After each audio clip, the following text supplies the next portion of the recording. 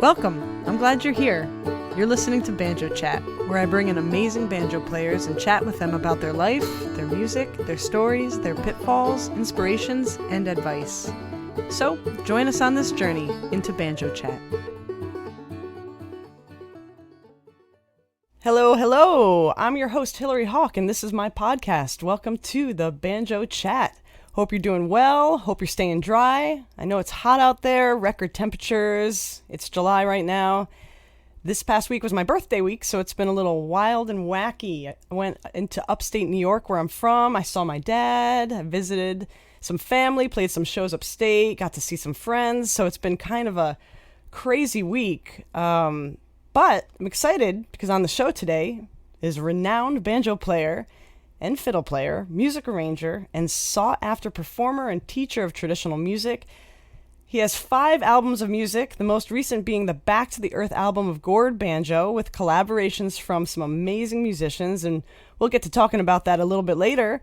But I'm very excited to have Adam Hurt on the show today. Thank you for having me, Hillary. Super exciting to be here, and happy belated birthday to you. Oh, thanks so much.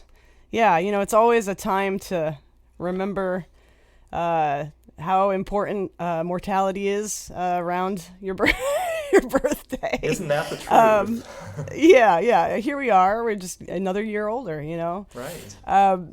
But I don't ever get to talk to you much. The last time I saw you, I don't know, in person. Gosh, it's been a long time.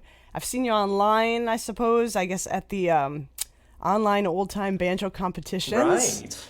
That you do with Kathy Fink. Mm-hmm. And but in person, man, it's been a long time. I mean, it might even be a jam at the Lowlands in Brooklyn, or... That was my guess too, yeah. And I don't know that I've been through Brooklyn since, 2017, 2018. It's been quite a few years, and well before COVID too. Yeah, right. I mean, definitely at Cliff Top I've seen you, but it's been a few years for me even at Cliff Top. So it's been a while. What have you been doing? And where do you live now? Where are you? I live in Southern Virginia, about an hour above Chapel Hill or Greensboro, North Carolina, just over the line. And I stay kind of close to home for the most part, but I'm good with that. I teach way more than I perform these days, and I teach online, so in theory I could do that in a portable way, but I have really good internet here, and whenever I've taken my chances and tried taking my teaching on the road, invariably the internet situation just doesn't work out all that well, and I don't feel great about compromising the connection quality for my students just because I need or want to get out of the house. So this is kind of where I am Monday through Friday, with a handful of exceptions, but I'm happy here. Yeah, I appreciate that. I appreciate what you're saying. I mean, in a way, I feel a similar way. I feel comfortable being home a lot. Like, I feel like when I'm out or I'm performing, it's very social. So I do really appreciate my home time and just kind of being there. And I don't know, like I describe myself as a introverted extrovert. Yeah, I get that. Do you know what I mean? Yeah, like I feel like when I'm performing, I'm out and I'm really social and I'm giving a lot of energy out. But when I'm home and I don't have a gig, I don't feel the need to go out and socialize, and I think that might be a weakness I have. Like, I feel like I need to hang out with people more when I'm not performing. I tend to kind of just, like, close up at home and work or practice, Totally. I can relate. Yeah, I have a lot of thoughts about that, but yeah, just wondering, in your apartment right now, because we're on Zoom, so I can see a little bit of your apartment or house. I mean, it's only apartments here in Brooklyn. So are you in a house or an apartment? I am in a house. I'm in a house. Amazing. And it's a house that a bank was willing to give me a mortgage for as a full-time banjo player, which is still kind of unbelievable to me. I'm shocked. I'm really shocked. But you're amazing. So I'm glad. They should. So how are your banjos set up in your house? Are they hanging on the walls? I see one back there. Are they strewn across your bed? Are they in cases on the floor? Like, how do you have your instruments set up? All of the above, and I guess this is one of the pros and also one of the cons of mostly teaching online rather than in person, because I don't really have to tidy things up for students coming in and out of the door all the time. And I just have to make sure that the view behind me on the camera is kind of clear. So, yeah, all of the above. I've got some banjos in cases in the corner over there, kind of tidy, but I've got a couch over here and I've got banjos sitting out on the couch, strewn about, like they might be on a bed. I've got a banjo in a stand here that I can access easily for my teaching. And then I've got banjos in varying states of playability hung on the walls around me so that all I have to do is look up and be reminded of what I'm here to do. That's awesome. I mean, I have one room in my apartment, so everything is just a mess behind me right now, and it's just right there to be seen. But it's it's just all there. It is what it is, and I think when you have an obsession like we do, banjos, and I'm imagining if you're listening to this, maybe you do as well. It's kind of just how it has to be because you get so many cases. Where do you put them? You know? Exactly. And if you're always tidying up after yourself and putting instruments in cases out of sight, you might be less inspired to get them out and play them, right? Absolutely. I move one case in to move one case out. It's basically just a constant rotation of moving things into my apartment and then moving things out so that I have space for the new thing. I mean, that's how my life goes. And especially since the pandemic where everything was just kind of in this one small space. And that kind of brings me to my first question here. Have things changed for you since the pandemic? Have things gotten easier? Have you gotten busier? Have you lost work? Have things changed? Are things back to normal for you? Yeah, well, I would say that this summer of camps and festivals and just music gatherings of other kinds is the first one that has really felt back to normal for me. Last year was mostly normal, but there were still some events that weren't happening in their usual way, and crowds were still on the smaller side, and then 2021 was much more of a mixed bag. So I feel like now the community has finally come back together the way we all love for it to do, and I'm pretty excited about that. But those couple of years when not much was happening were certainly different for musicians and music lovers. And yet, not a whole lot changed for me. And as I say this, I'm reminded of how lucky I am, how lucky I was, and how lucky I continue to be, because I didn't really have a slate of gigs that could be canceled. I had an odd gig here and there that were canceled, and I do teach at a lot of music camps, and those all got either canceled or moved online, and it was a very different time. But the bread and butter of my music living is and has always been one-on-one instruction.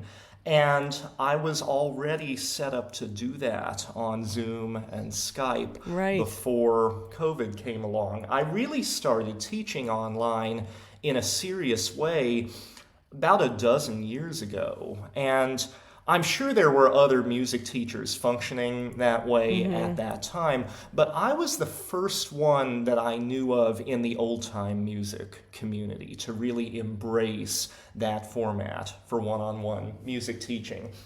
And so my clientele didn't even dry up. My students were fortunate that they didn't face employment or other cash flow challenges, as far as I know, because nobody dropped out of the roster. And when people weren't having the opportunity to leave the house, there were a lot fewer reasons to cancel lessons. I mean, that's sort of an amusing aside, but I had a pretty full schedule for that first full year of COVID, really, when almost nothing was happening. And let me say again how lucky I am and how grateful I was when I saw so many colleagues and friends have entire seasons of work canceled and start scrambling to figure out what else to do. Or even some of my more teaching-oriented colleagues who taught in person, having to pivot and figure out how to do their work online, when for me it was all set, all ready to go. The online teaching format was sort of a coping strategy for me many years ago when I recognized that my real strength is as a teacher more than as a performer, and yet I couldn't depend on any one local market to give me a large enough roster of students interested in this one thing that I do to keep my bills paid. So moving online and getting students from all over the country and abroad was kind of the only way that I could create a stable living for myself. And I've learned various workarounds for the challenges of this way of getting together for lessons. It's not the same as face-to-face instruction would be, but I think it can work pretty darn well. And so I continue to teach that way, and I kind of love it. I will say one thing that I started doing during COVID and continue to do during COVID that just hadn't occurred to me before COVID, and I'm not sure anybody else in our milieu was really doing this either before COVID, was the idea of hosting larger group events online. Right. You mentioned the online Old Time Banjo contest earlier, and that was among the first of its kind. There were a few contests that came online during 2020 and 2021. Super cool way to bring the community back together when things like Clifftop couldn't happen. And I've also been enjoying hosting periodic group workshops on Zoom rather than one-on-one. And those are with the participants muted, and they feel a little bit more lecture-like than I prefer. Certainly more so than one-on-one lessons, certainly more so than in-person group workshops. But it's so convenient for anyone, anywhere to attend workshops that way. The costs are down for everyone. Everything's recorded nicely for later review, so people aren't struggling with their recording devices and maybe or maybe not getting great results. So that has been a little bit of a game changer and a way for me to create a little more revenue for myself and connect with people I may never have had the chance to work with one-on-one or in person at a music camp, and I just love them. So I plan to keep those online group workshops going as long as there remains interest. The online Old Time Banjo contest is kind of shifting gears right now administratively, but I'm hoping to see it continue. And I hope that these other live-streamed group events that have taken shape over the past couple years can continue in some form because they offer such great access. They offer great access to the participants, and they offer great opportunities for the presenters that we wouldn't otherwise have the ability to experience. Yeah, I mean, how often would you be able to teach someone in a different country, before Zoom, Right. someone on the West Coast or, like things like that? Exactly. And like the first one of these large group Zoom workshops that I did when it was all kind of new and everyone was really keen had over 100 people signed up. Now, not all of them were attending in real time, but I feel like we had maybe 70 or 80 people on average attending in real time. That's amazing. And in what universe would an in-person workshop with that many people even work? It just couldn't. It'd be a cacophony of craziness, wouldn't it? Oh, just banjo sounds, tuning. Right. Banjo sounds. Nothing would really get done. I mean, it would be hilarious to watch and listen to, but would it be really productive? Maybe not. I mean, for some people, that's some people's heaven, that's some people's hell. I don't know, you know? Right. The mute button has done a lot for us. Amen. But it sounds like you might have even have gotten busier during COVID with the teaching. In some ways, I did. I already had kind of as full a roster as I could accommodate right before COVID. In the fall, right before COVID, I started maintaining a waiting list for online instruction. But cool. That waiting list has only grown during the COVID years, for better or for worse. And there hasn't been much turnover in my extant roster. And the slots just stay filled, and I'm still not getting the cancellations that I used to before COVID. I think people are just appreciating the convenience of these online lessons that can punctuate a workday rather than coming only at the very end of a workday, you know?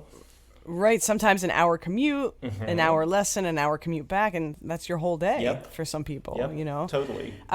But I didn't realize that you enjoyed teaching so much. I didn't realize that that was such a huge part of your life and such a beautiful perspective that you have about it. And I didn't realize that. I thought of you more as like out and performing and playing gigs, and I didn't realize that it was that was a major part of your banjo life. Oh, cool. It's fascinating. Yeah, it really is. And as I said, some of it is just the reality of having to make a living as a musician. This is the only thing that I know how to do. And the teaching and online teaching specifically enabling me to create a more consistent living for myself. But it just plays to my strengths and my interests, or my perceived strengths, I guess I should say.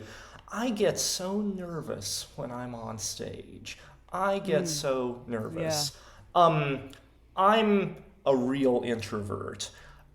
You and I were talking earlier about you feeling that you're an extroverted introvert. And I get that feeling because when we are in that place of being in front of a group of people, whether on a performance stage, delivering a show and associated commentary, or in a classroom space before a group workshop, we have to engage with the people. We have to connect with the people. We have to seem like we're giving it our all. And that kind of runs contrary to my natural tendencies to hole up and retreat within myself and be an introvert and just play the banjo. So I guess I've had to learn to be extroverted in the situations that demand it. But doing so on a stage with a microphone where I'm not getting anything back from the people in front of me except kind applause and smiles and nods, but I'm not getting any playing from them on their instruments or any questions or comments, that just makes me a little bit uneasy. And I so admire those friends and colleagues who are both great players or singers and compelling performers, because I think it's so hard to do. And I don't think I would ever be able to really feel at home as a performer and feel like I'm doing my best work as a performer when the music ends for a moment and the talking or entertaining takes over.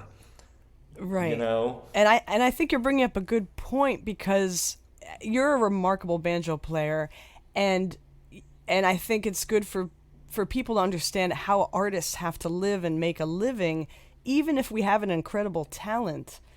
The teaching needs to happen, or the all the time on the road playing gigs to make a living. Like, it's very hard as artists to just be making music and putting out albums and survive. Like, there has to be another element to it. And that for you is the teaching. And I think it's amazing and respectable. And it's also amazing when people can go out and put their full time into touring, which is hard. It's a hard life. I know it. I also really admire those people. Yeah. Because I just don't think I could do it. Even if I felt more at home on the stage as a quote-unquote entertainer, being on the road constantly from gig to gig to gig would wear me out. And even if I do a long weekend outing of performance engagements, which I do a few times a year, I'm just so exhausted by the time I get back home. I need a similar length of time to even recover from the experience. So I don't know how people go on the road and stay on the road for weeks on end. And I so admire the fortitude that it takes to go there. Yeah. I mean, I found that, I've been on the road a little bit. It's either people are extremely healthy on the road and they're running at 6 a.m. every morning, or they're drinking heavily. Right, right. It's like the two things exist for people on the road. Yep, one extreme or the other, and maybe not the healthiest balance. Right. Well, I want to get to some of your music and chat a little bit about it. And I was wondering if we could take a listen, if you'd be okay with it, to your Back to the Earth album of gourd banjo music. Sure. Thank you. Oh, great. Yeah. And so this album, it's gourd banjo music, and you have some collaborations with people on here. And I would love to listen to the track. It's called Biddy. Great. And this is a track that I'm just going to play it so we can hear it, and then we'll talk about it. But I think of this as this is a fiddle tune that I've heard. It's like in a modal key. Right. And I love your treatment of it. And let's just take a listen, and then we'll talk about it. So here is Biddy.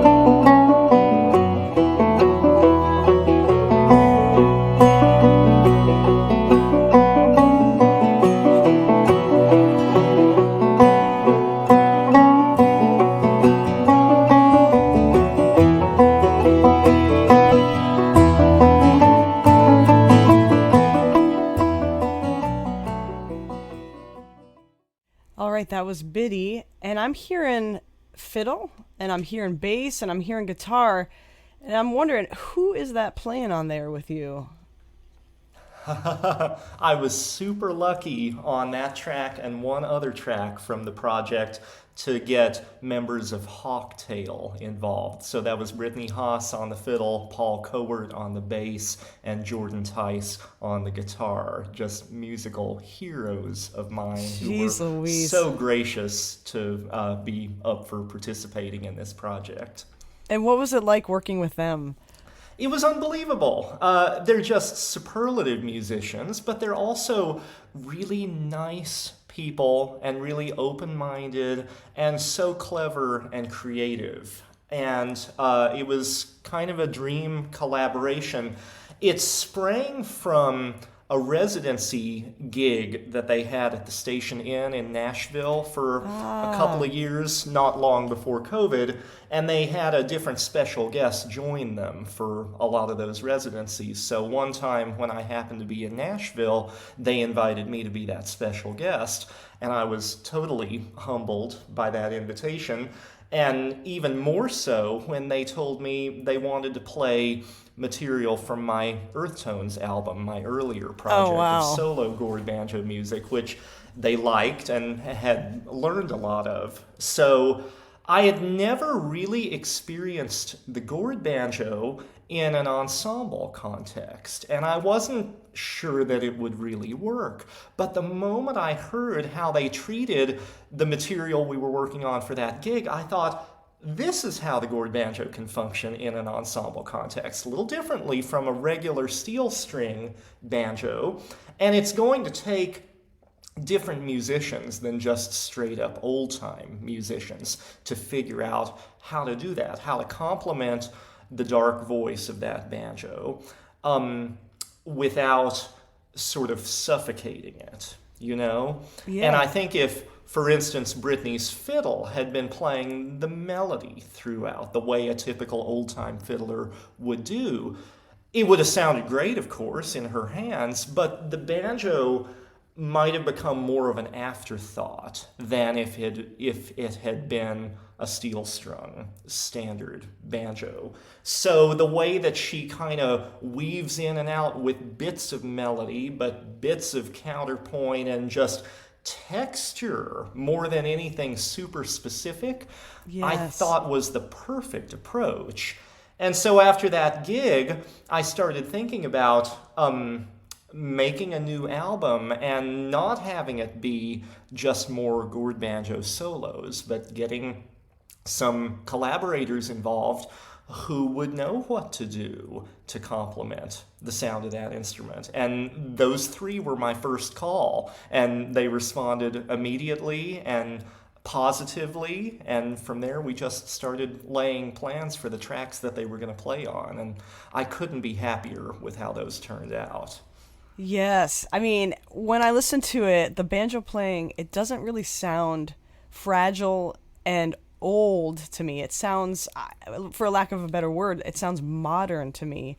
And it's interesting to like think that these songs that could be 100 years old could sound original and modern, you know, with this arrangement.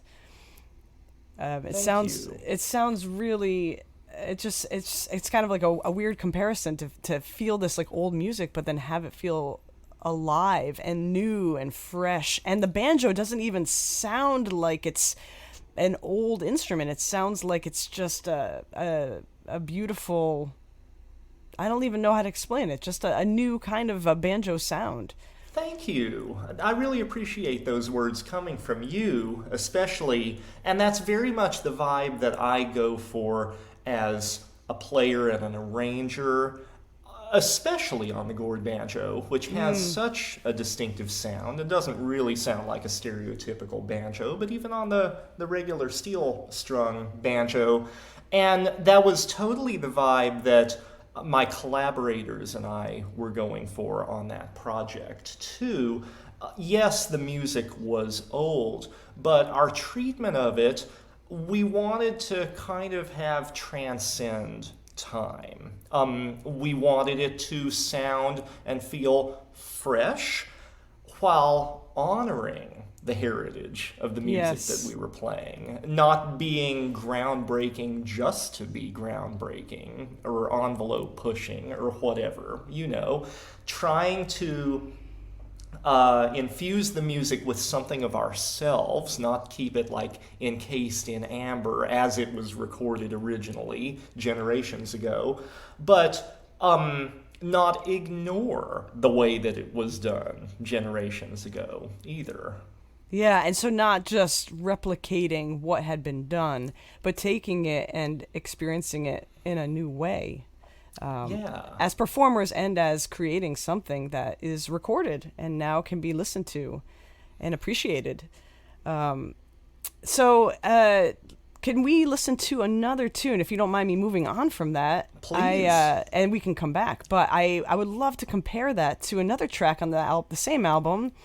Let's take a listen to Kentucky Winder. Okay. Here you go. Just a couple seconds of this. Here we go.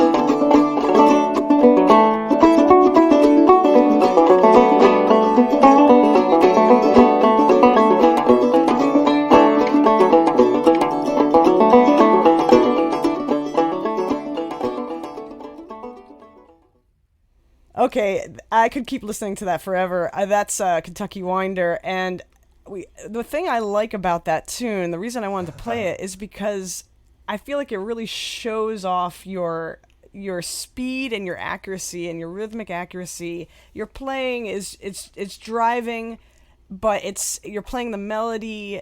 It's beautiful playing, and if you stay down the neck for the most part, you're doing like slight melodic variations, but the whole thing is really interesting. It doesn't get boring. It doesn't feel like you're just playing the same thing over and over. There's like little tiny subtle changes, and I just feel like it displays this mastery of speed without sounding like it's out of control, and I think it's absolutely beautiful playing. Thank you, Hillary. I so appreciate that. It's difficult for me to play that instrument at that sort of tempo because it's strung with nylon-style strings that have more give to them than the steel strings. And just the way the sound is delivered from the banjo, I don't think is quite as conducive to moderate tempos as it is to more relaxed ones. But in a way, that was part of the fun of arranging that tune in that way, knowing that it was probably going to come across better up-tempo than down-tempo, and let's just see how I can work with that. And I didn't even think about that with the gut strings or the synthetic gut string. I didn't even think about that. Right, yeah. I mean, just the physicality of playing that instrument is so different from the tighter strung, steel strung instrument. My right hand has to make all kinds of changes technique wise to get away with those sorts of tempos. But I thought it came together okay, and my special guest collaborator certainly helped me keep the tempo up. That was Ricky Skaggs on the mandolin. Yeah, I thought so. Yeah, how was it working with Ricky Skaggs? It was unbelievable. Also, I mean, I had all of these musical heroes of mine on the project. I just don't know how I got so lucky. But I made the connection with Ricky through Russ Carson, the current banjo player in Kentucky Thunder, who's an old friend of mine from Clifftop, believe it or not. Russ's dad plays old-time music. And so the family kind of went to Clifftop for a lot of years when Russ was starting to get into it. Russ plays great clawhammer banjo too. Yeah. Not a lot of people have heard him do that, but of course he's a superlative bluegrass banjo player. So he let me know some years back that he had happened to share my Earth Tones album with Ricky after he had gotten the gig in the band, and Ricky and the band were enjoying listening to it in the tour bus. So I thought that was hilarious and wonderful. And then the next thing I knew, I was getting a Facebook message from Ricky Skaggs introducing himself as if he had to. I've admired his music forever and ever. Jeez Louise. And wanting to know more about the gourd banjo because he loved that sound. He plays clawhammer banjo as well. And he was interested in possibly getting one and wanted to know what he should look for. So we began a little bit of a correspondence, and we crossed paths at the Tennessee Valley Fiddlers Convention in Alabama in, I guess, 2018. I was hired to judge contests down there. I used to attend that festival and have tried to maintain a relationship with it ever since. So they brought me back as a contest judge a few times. And that particular year, Kentucky Thunder was the hired act for evening entertainment. So Russ arranged a meeting between Ricky and me backstage at that event, and he couldn't have been nicer or more laid back. And he told me that evening that if I ever had in mind to do more recording with the gourd banjo, and I could use anything that he did, to just let him know, and he'd be there. So I kept that in mind, and I reached out again when I started making plans to record and asked if he'd be up for doing a duet, and it kind of evolved from there. Some of Ricky's earliest musical influences were similar to a lot of my favorite old-time music influences. Fiddlers from Eastern Kentucky, where he grew up. And even though his music has gone in its own direction, obviously, I can still hear and feel a lot of that influence differently from what I hear in many other contemporary bluegrass musicians who didn't have that particular background. And so I thought we might be able to get on the same aesthetic page if I picked a tune from that sort of tradition and from that part of the world. So the Kentucky Winder tune comes from John Salyer of Eastern Kentucky. And Ricky didn't know John Salyer, but he interfaced with people who may have known John Salyer way back and who otherwise played in some similar ways and had some crossover repertoire with Salyer. So it felt like a good choice, and it was super fun to get to do with Ricky. Oh wow. Yeah, and I'm completely obsessed with this tune now. And I'm just listening to it over and over again. I love this tune so much, and to think that in the back of your mind you're like, maybe I'll ask Ricky Skaggs to play on my album. That's amazing. I hope I get in that position someday. That's a really cool story, and it makes me think about you as a musician. It makes me think about the people that you asked to play on this album, the people that you asked to surround you day to day. And to me, I feel like, and I'm projecting or presenting myself onto you, I feel like you're a music lover. Like, I feel like you love different types of musics, not just old time. And I'm wondering about your philosophy on music as we go into this like second section of Banjo Chat. This is kind of like the introspective part. What do you consider, or what's your philosophy on music, or what do you consider good music? Good musicians, good music. Wow. Well, you're right that I just love music and I listen to more than just old time for sure. I've always loved that quote. I think it was Duke Ellington, but I bet others have said things like it too. If it sounds good, it is good. And that's really how I feel. If there's heart and soul behind whatever is being played or sung, and if there's quality in the person or people doing it, I don't care what kind of music it is. I don't care how it's arranged. If it has those qualities and if it's being done thoughtfully, that's what it takes to make good music, in my estimation. Those are the ingredients. And I think there are certain types of music that any of us relate to better than others. It's whatever we know the best or have surrounded ourselves with the most. But even music that I don't know anything about and am hearing for the first time, if I perceive what I'm hearing to possess those qualities, I'm going to find something in it to really like and potentially to learn from, too. I like to think that we're learning as musicians all the time from whatever we're listening to, even if we're not listening to it with the explicit purpose of learning to do this thing. We're still absorbing something from it. We're absorbing information from it. And that information churns around within us and probably jumps out from us in various expected and unexpected ways. I tell a lot of my students, too, that they don't need to feel their only learning is happening with the instrument in their hands. A lot of my students have really demanding work lives or family lives or whatever, and they feel uncomfortable with how relatively little time they spend playing the banjo or practicing their assignments or whatever. And sure, it'd be great if we all had just hours and hours every day that we could spend on just that, but the reality is not many of us do. So I tell them my strategy for learning new music, I put that music that I want to learn on in the background of my life. Sometimes in the foreground as well, but not just when I have the instrument in my lap is the point.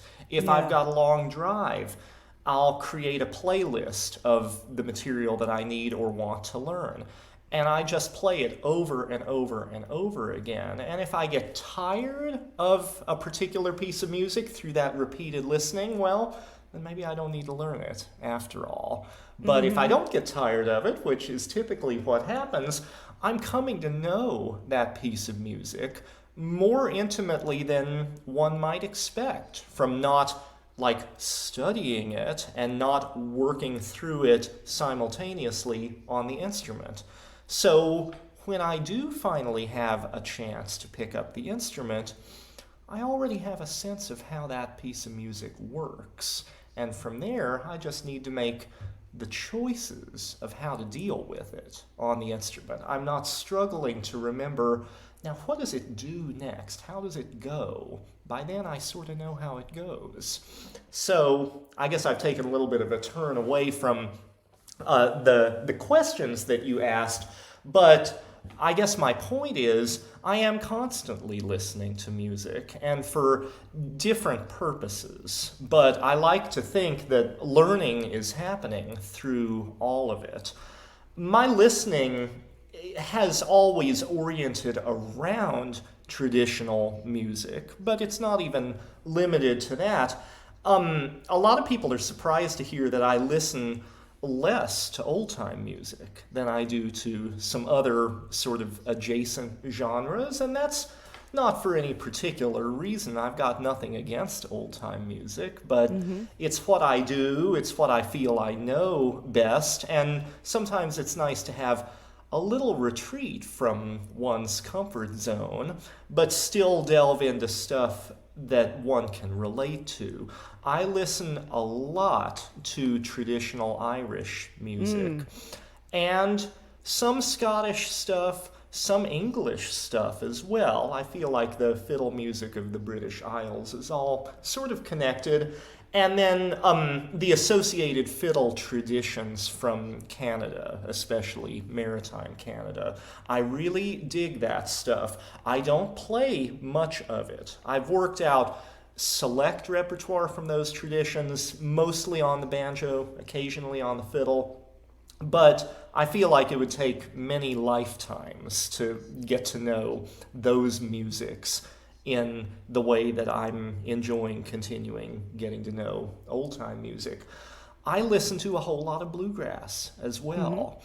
I really admire the musicianship that I hear in just kind of middle-of-the-road bluegrass. I feel like, and I hate to say this in a way, it's a cut above the musicianship that I hear in middle-of-the-road old-time. And there are a lot of great musicians in both genres, don't get me wrong, but I feel like the bar is set just enough higher in bluegrass to make for pretty exceptional playing and singing kind of across the board among the musicians and bands that are recording and whose music is being broadcast on Sirius XM and places like that.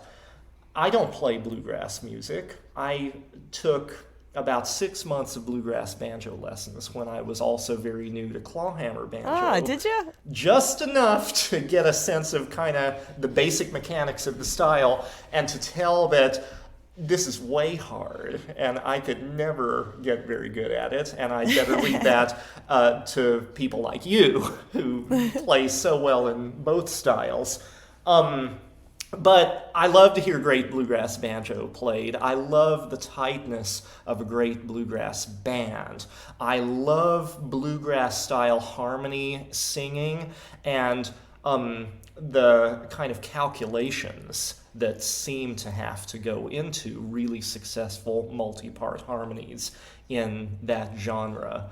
I've also worked up some bluegrass material in my own way to be interpreted as like a quasi old-time material, sort of like I do with the other fiddle genres. I'm not intending to become a musician in one of these genres, but I still feel like there's lots I can learn from them, right? There's so much, and it feels like it could be adapted for clawhammer banjo. Sure. A lot of that bluegrass music, and but I had a feeling that there was a lot going on there with your musical taste. It's almost like if you're a chef, you know, all these ingredients are coming in, and you're kind of putting them out into a big cake that you're baking, your music, and it's this love for all this different music is being filtered into what you do. It's kind of spinning out and coming out the way it does. It's almost like a language that's through your influences, and I think it's really cool and exciting. That's a great way to put it. Thank you. Yeah, I figure that we all as musicians are the sums of our influences, whether these are influences that we've calculatedly worked with or studied or just listen to a whole lot. And that's one of the many reasons why I've never been one of those traditional musicians who tries to reproduce the music exactly as it was first recorded. I admire those who can. It's really difficult. It's really difficult. But at the same time, I'm not John Sawyer. I haven't lived the life that he lived. I've lived the life that I've lived with different things going on in the foreground and the background, different musicians that I've been listening to. And so I feel like it's only appropriate to let those influences and let that different life experience somehow get expressed through my music. And that to do it any other way, to just try to play exactly as my sources did, is a little insincere for how I look at the music. And again, I don't mean to slight those who are all about reproducing the music as it was recorded long ago, because that's a whole different skill set, and it's really commendable. But I like hearing something of the musician presenting the music. I don't find so compelling just hearing the piece of music conveyed by this person or these people serving as a vehicle, yes, right. rather than infusing something of themselves into it. Right. Well, I love that you have an opinion, you have an intention, and you have an energy towards what you do. That's admirable. Thank you. It's good to go through life with intention and clarity for what you do, and I think that's really powerful and awesome. Thank you. Yeah, and I think it doesn't stop. We keep listening to music. It's not like whatever influenced you when you were growing up, whatever you listened to, like if I listened to Neil Young growing up and now, like that kind of folk rock element enters my songwriting, like those kind of things don't stop. Like you can keep listening to music and keep developing, like you said, keep learning as a musician. You might listen to Sibelius or Bach, and get inspired to create something that sounds like old time, but there's an X factor in there that influences what you do. Exactly. Yeah, and I was wondering, as we kind of have to wrap it up because I could talk to you all day, I feel like. But I'm wondering, for all of us out there that have those down moments, that have those moments where they feel like things aren't, especially with this kind of comparison life that we live in now with social media, and you see people playing gigs or someone wins a contest. Do you have any advice for people or anything that motivates you, that drives you forward in your career, that keeps you focused, that keeps you feeling alive, that keeps the hope alive in you? Sure. Interesting too that in the context of this question you should mention like this life that we live in where we're often in a position of comparing what we do against what our peers are doing. Social media videos and gig announcements and things like that just circling all around us. I like to do the best that I can at putting a positive spin on those opportunities for comparison rather than a negative one, rather than one that says, oh, so-and-so is just so good, I suck, I should just put the instrument down and do something else because I'm never going to measure up. That may be, but I can choose to feel super inspired by what I'm hearing my peers do that I know I will never do or may never do. It's still super exciting to see and hear it done by someone who is really capable and really passionate. And I think the absence of opportunities for that, the relative absence, I should say, of opportunities for that during the COVID years was so hard for the community because we were kind of making music in a vacuum. And I think a lot of us felt kind of burned out and kind of lacking in inspiration during that time. But now that live music is happening again, now that festivals are happening again, all I need to do is attend a few gigs or attend a few festivals, not perform them specifically, just be a listener, be an observer, and there's inspiration all over the place out there.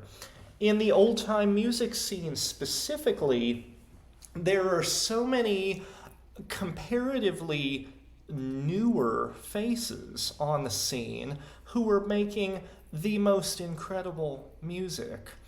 And to some people that could be a downer, oh, I'm never going to be able to do that. But to me, it's just so exciting. And it makes me both want to sit back and watch and listen and just soak it all up and appreciate it. And it also makes me want to work on my instruments and get better, get as much better as I can. Tatiana Hargraves is making incredible music in multiple styles on the fiddle. I love to hear her play. A.J. Srubus, one of my favorite modern old-time fiddlers, another young person. Incredible musicianship from A.J. and his Steam Machine band, particularly. Ngozi Fields, unbelievable fiddler. One of my favorite old-time bass players on the scene. I wish everyone could learn to play the bass the way that Ngozi plays.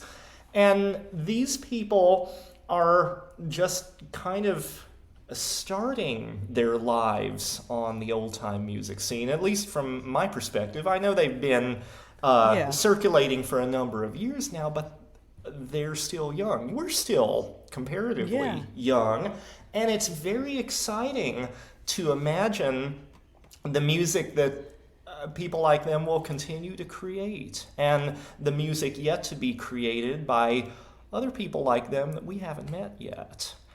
And that keeps me going. That keeps me going. I know that as long as I'm able to listen to others and see others do this thing that they've learned to do so well, it's never going to become boring for me.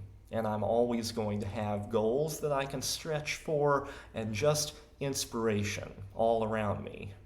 I love that. It's never going to become boring for you. I love that because you're listening, you're outside yourself, and you're still holding what you do as important. And it's not, you're not devaluing that. And I think those elements are really amazing, special, and really important to remember when we're trying to stay motivated out there in this world. Absolutely.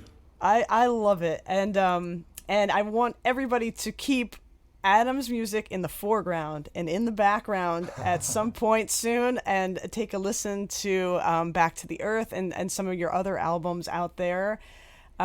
Take a lesson, if possible, from Adam Hurt. He's got a waiting list, so you might not get in there right away.